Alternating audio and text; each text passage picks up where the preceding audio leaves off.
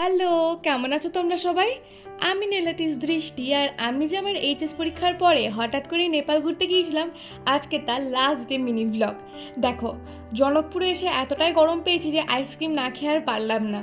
আর এই যে আমরা মন্দিরে এখন রয়েছি, এটা হচ্ছে জনক রাজার আরাধ্য দেব মহাদেবের মন্দির। আর এই যে তোমরা যে কুণ্ডটা দেখতে পাচ্ছ, এটা রামজি বান মেরে তৈরি করেছিলেন। আর এখানে রাম এবং সীতার মূর্তির বিগ্রহ রয়েছে। এই স্থানে তারা দুজন বিবাহ বন্ধনে আবদ্ধ হয়েছিলেন। আর সামনে তোমরা যেই মন্দিরটা দেখতে পাচ্ছ, এটাই হচ্ছে জনক রাজার মন্দির। এখানে রয়েছে সোনার গোবিন্দ। জনক রাজার এখানেই ছিল রাজবাড়ি, তবে রাজবাড়ি আজকে আর দিনের আর নেই। এইখানে তৈরি করেছেন কোনো এক রানী এই মন্দিরটা। তবে আমি লং ভ্লগে সমস্তটা ডিটেলসে বলেছি তোমাদেরকে, তোমরা চাইলে সেটা গিয়ে দেখতে পারো। আর এটা হচ্ছে সেই মন্দিরের সামনের দিকটা। মন্দিরটা দেখতে পুরো রাজবাড়ির মতন।